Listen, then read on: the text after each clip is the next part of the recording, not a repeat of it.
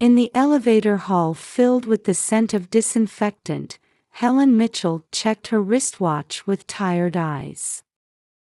5 minutes remained until visiting hours. She smoothed her shoulder-length brown hair and adjusted her suit collar.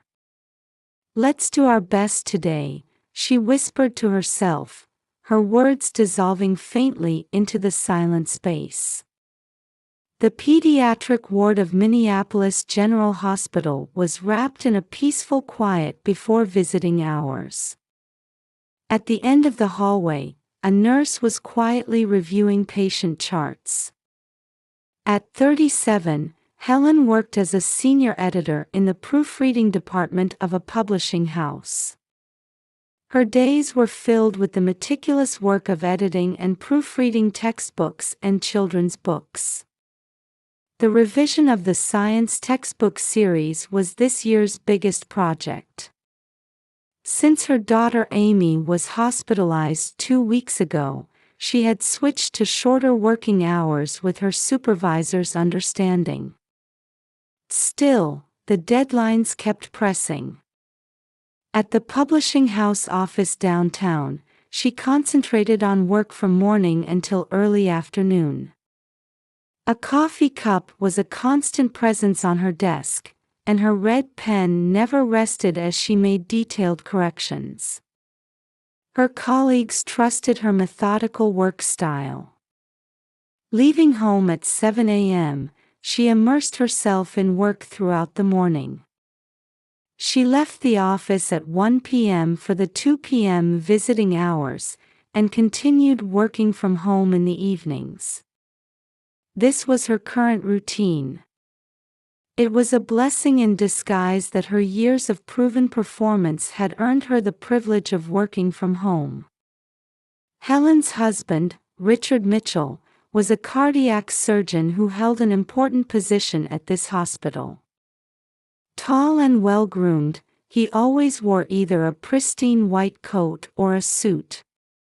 His gentle and intellectual nature had earned him high regard both as a doctor and as a husband. His precise judgment and reliable technique in the operating room had saved many patients' lives. They lived in a single-family home in Edina, a quiet residential area of Minneapolis. Located in a long-established prestigious district, their spacious garden bloomed with seasonal flowers. As an affluent middle-class family, they had lived comfortably without want. On weekends, they would spend peaceful times taking family walks around Lake Harriet or enjoying shopping at the Mall of America. That daily life changed completely with Amy's sudden hospitalization. Their 10-year-old daughter Amy was a 5th grader at Willow Creek Elementary School. She was a petite girl with long black hair and large brown eyes. Usually energetic and cheerful, she had served as a library committee member, helping organize the school library as part of her daily routine. Now, however, she had spent 2 weeks in a hospital bed with unexplained fever and weakness. Despite numerous tests, doctors were puzzled, unable to identify the cause. Helen stepped into the elevator and pressed the button for the 6th floor. As it ascended, she let out a deep sigh. She briefly lowered her eyes at her tired reflection in the mirror. "I wonder how Amy is today," Helen quietly murmured to herself, imagining her daughter in her light blue long-sleeved pajamas. The anxious look in her daughter's eyes squeezed at her mother's heart. The daily visiting hours were precious time to check on her daughter's condition, but they were also moments when she felt powerless as a mother. The elevator continued its slow ascent to the 6th floor. Only a few minutes remained until she could see the most important person in her world. Yet even that short time felt like an eternity to Helen today. When she opened the door to room 612, soft afternoon sunlight was streaming through the window. Amy's bed was by the window in the two-bedroom. The pristine white hospital room was accented by pastel blue curtains that added a gentle touch of color. The walls were decorated with messages from school, filled with colorful pen writing saying, "Get well soon," and "We're waiting for you in the library." On the bedside table, there was a cherished letter of encouragement from her teacher, Mrs. Brown. "Amy." At Helen's voice, the girl looked up from her book. Those large brown eyes, too big for her small frame, still held traces of anxiety. Her long hair was braided, done by the nurse that morning. "Mom, you came." A faint smile appeared on her daughter's face as she sat next to her faithful guardian, an old teddy bear she'd had since she was little. The medical equipment display quietly blinked, marking the rhythm of regular heartbeats. "How are you feeling today? Has your fever gone down?" "Yes, it's lower than yesterday." "That's good. How about your studies? Did the teacher bring you homework?" "Math and English. But they're not hard. Jessica brought copies of the textbooks after school too." Amy's voice tried to sound cheerful, but lacked energy. Helen gently placed her hand on her daughter's forehead, stroking it as if checking her temperature. "Should we work on the homework together?" "Yes, but before that." Amy picked up the book from her pillow. It was the children's book she had been reading. A cat-shaped bookmark marked the middle of the story. Each daily visit began with these peaceful moments. A small ritual between mother and daughter. However, beneath this calm atmosphere, an unspoken tension lingered. The hospital room routine was strictly scheduled. The day began with temperature checks and blood draws at 6 a.m., breakfast at 7. Various tests and examinations filled the morning. Lunch was at noon, visiting hours started at 2 p.m. Dinner was served at 6 p.m., and lights out was at 9 p.m. "Your grandpa and grandma are coming to visit this weekend. They're driving up from Chicago." When Helen mentioned this, Amy's eyes lit up slightly. Grandparent visits were one of the few pleasures of hospital life. But her expression quickly clouded over. "Will Dad come?" At those words, Helen felt a moment of hesitation.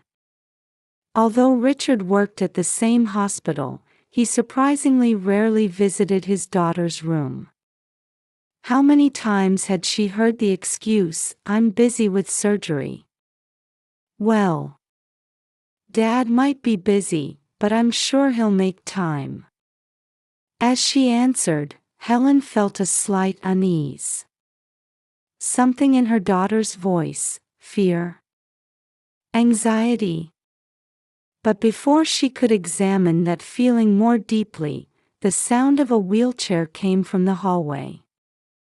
It was time for regular tests. A nurse in a white coat entered the room with a cheerful expression. "Amy, it's time for your CT scan." Amy nodded silently as she was transferred from the bed to the wheelchair.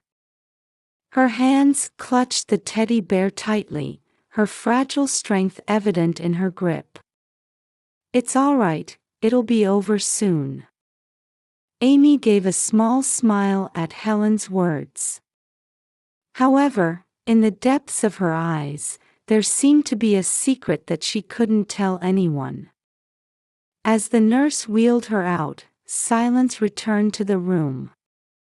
Outside the window, Spring's gentle breeze rustled the young leaves. Helen watched until her daughter's small back disappeared from view. Helen sat on her daughter's bed amid the quiet sounds of medical equipment. The pillows still held the sweet scent of Amy's hair. 2 weeks since admission. Despite multiple tests, they still couldn't identify a clear cause. "What's happening?" Her whispered words were absorbed into the white ceiling. On Amy's desk lay an unfinished math worksheet. Fraction problems were carefully solved in pencil. Next to it was the hospital menu. Tonight's dinner would be chicken soup, salad, and whole wheat bread. "Your daughter is being very brave." Suddenly, a voice came from behind. Turning around, Helen saw a nurse standing there. With a warm smile, she was checking Amy's charts. Even though the daily blood draws must hurt, she never cries. But she let her words trail off. There was something in her expression that suggested she had stopped herself from saying more. Helen caught that moment of hesitation. But did something happen? "No, it's just that sometimes at night, she seems to have nightmares. She gets restless in her sleep." Those words tightened Helen's chest. What was her daughter fighting alone? When Amy returned from her tests, she looked more tired than usual. After transferring from the wheelchair to her bed with practiced movements, she immediately hugged her teddy bear. "Amy, are you okay? Are you tired?" "A little, but I'm fine." Despite her words, Amy's face was pale. Helen placed her hand on her daughter's forehead and felt a slight fever. "Your fever seems to be rising again. You should rest." "Mom, are you leaving?" Amy's voice trembled. An unusual anxiety seeped through her voice. "I'll stay with you a little longer. Would you read more of your book to me?" Amy nodded slightly and opened her book, as if trying to escape reality by immersing herself in the story world. One afternoon, Helen arrived at the hospital a bit earlier than usual. As she started walking toward room 612 where Amy was staying, the door to room 611 slowly opened. An elderly woman emerged, holding an A4 stand. With neatly arranged white hair and a warm smile, it was Carol Thompson. A former elementary school teacher, she was hospitalized for breast cancer treatment. Helen had passed her in the hallway several times before but had never spoken with her. That day, Carol seemed different. Gone was her usual calm expression, replaced by a serious look as if she had made a grave decision as she stared at Helen. Halfway down the hallway, Carol suddenly stopped. The wheels of her A4 stand quieted. When she turned around, her eyes held an intensity Helen had never seen before. "You're the mother of the child in room 612. Carol's voice was even softer than the sound of medical equipment in the hallway. "Yes, I am." When Helen answered, Carol looked around cautiously before grabbing Helen's arm with trembling hands. The tremor in her fingers conveyed something beyond mere age. "You shouldn't see your daughter right now." Carol's voice grew even quieter. Helen had to lean in to hear. "What? Why?" To Helen's visible confusion, Carol continued in an even lower voice. "For your daughter's sake, For your sake." At those words, a chill ran down Helen's spine. The vague anxiety she had been feeling suddenly transformed into concrete fear that enveloped her entire body. "Did something happen? Please tell me." In response to Helen's desperate question, Carol gave her a pained look. Her eyes reflected deep love for children cultivated through 40 years of teaching experience, along with unspeakable anguish. "I can tell, children's suffering." Carol's voice echoed like a whisper from the distant past. The weight of her words sank deep into Helen's heart. Suddenly, Carol's face turned pale. Her hand gripped the four-stand tighter, her knees slightly shaking. Fatigue seemed to surface all at once. "Carol, are you all right?" As Helen reached out to support her, Carol's body tilted forward. The four-stand made a light sound as it cast a shadow on the white hallway. "Nurse! Someone!" Helen's voice echoed through the hallway. The sound of running feet broke the silence as she rushed toward the nurse's station. "Someone, please! The patient in room 611. Seconds later, two nurses came running. They quickly assessed Carol's condition and immediately brought a wheelchair. "It's all right. Let's get some rest." The nurse's voice was calm. Their routine handling of the situation only heightened Helen's anxiety. As Carol was being seated in the wheelchair, she summoned her last strength to whisper to Helen. "Be careful, especially at night." Those words disappeared amid the nurse's movements. Carol was taken back to room 611. Helen stood rooted to the spot until she could no longer see her back. Silence returned to the hallway.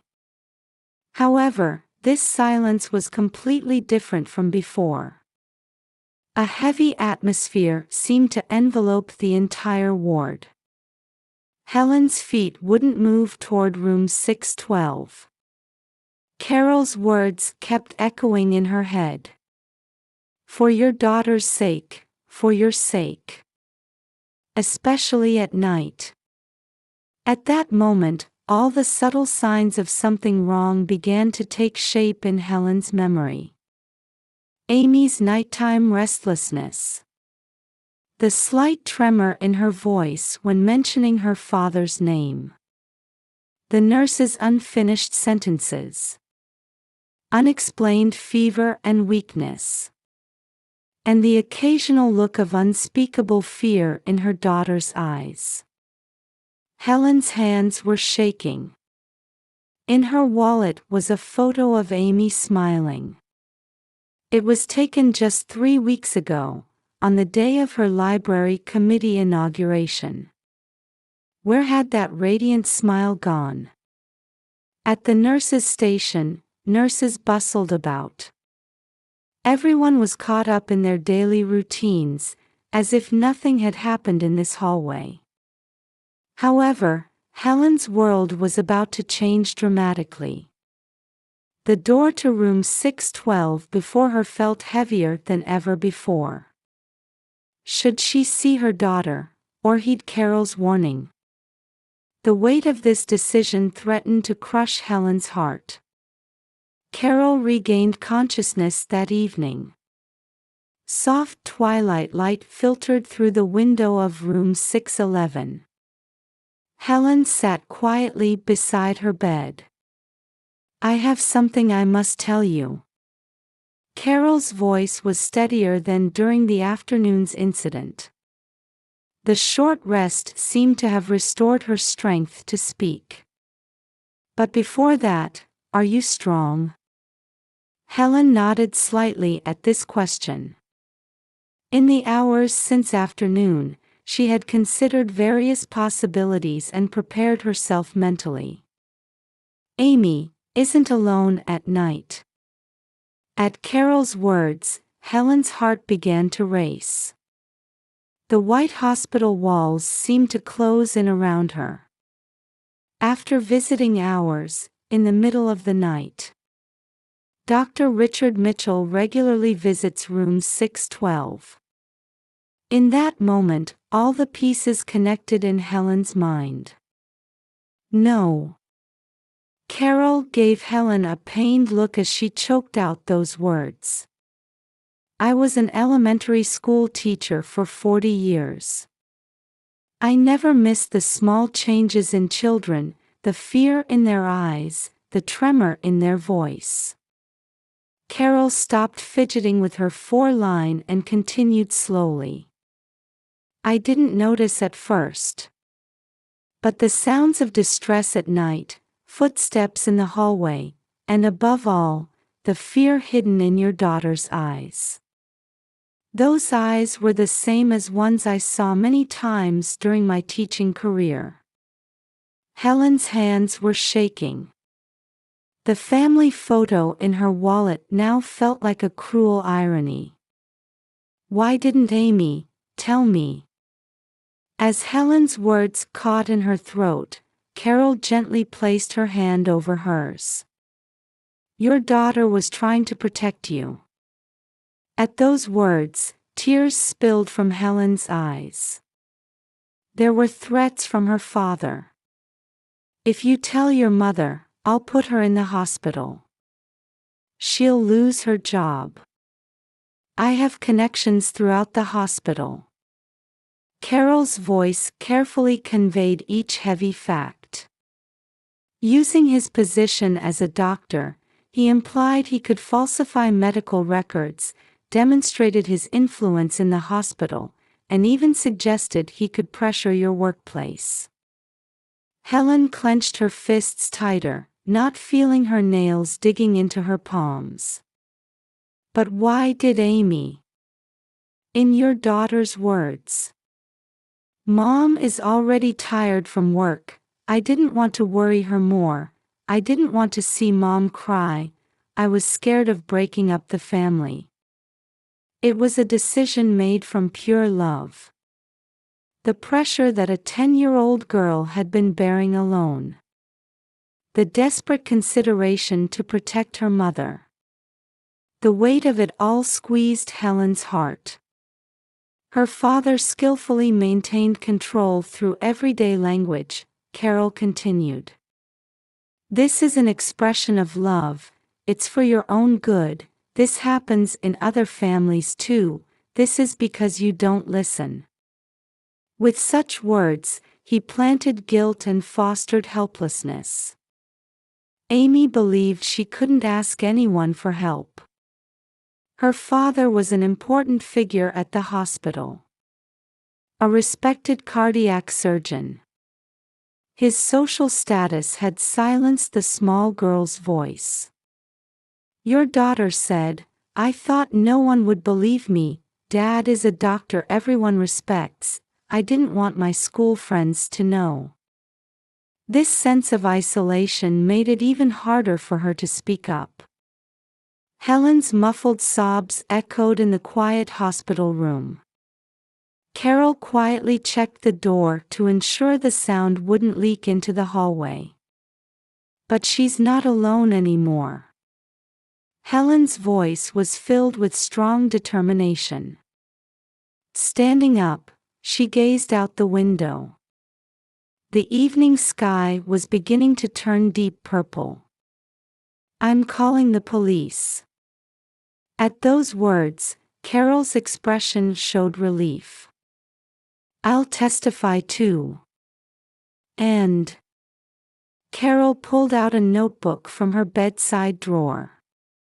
This is a record of everything I've noticed. Times, places, conversations. I've documented as much detail as possible. The meticulous records kept with a former teacher's thoroughness would serve as crucial evidence. That night, a specialized child abuse investigation team arrived at the pediatric ward of Minneapolis General Hospital. Quickly but quietly, taking utmost care not to disturb other patients' rest. Richard Mitchell was arrested in the middle of the night. The sight of him being handcuffed while still in his white coat in the hospital hallway symbolized the hollowness of his authority. "You have the right to remain silent."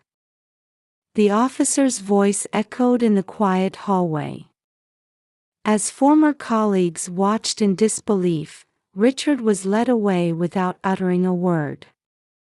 The next morning, the hospital established an internal investigation committee. Richard's duties were immediately suspended. Simultaneously, victim protection measures were put in place, and mother and daughter were moved to a secure location. In Amy's new hospital room, Helen held her daughter tightly. "I'm sorry. I didn't notice." "No.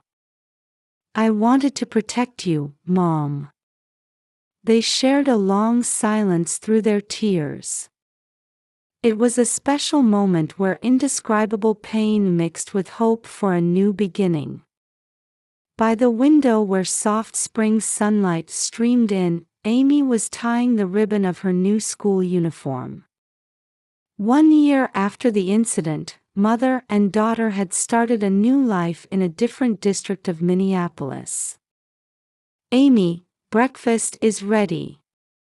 Helen's voice rang out from the kitchen. Though their apartment wasn't spacious, it was filled with warmth. The walls were decorated with Amy's drawings and photos from her new school. "Coming," a bright voice responded. It was the pure voice of a young girl, free from the anxiety and fear of before. The table was set with whole wheat toast, scrambled eggs, and fresh fruit. "You have counseling after school today, right?" "Yes. I'm looking forward to talking with Ms. Martha." Therapy was ongoing, but it was no longer painful. It had become valuable time for understanding herself and growing stronger. At her new school, she had resumed her library committee activities. Surrounded by many friends, she was gradually regaining her smile. Helen had changed too. She was promoted at the publishing house to manager of the planning and editing division. Using her experience, she had begun compiling a collection of abuse survivors' memoirs. Furthermore, she had become a leader in a local single mothers support group, helping other mothers in similar situations.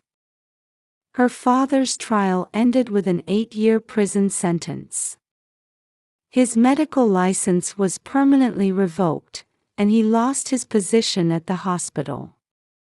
He abandoned his appeal and began serving his sentence. Mother and daughter chose to completely sever ties with him.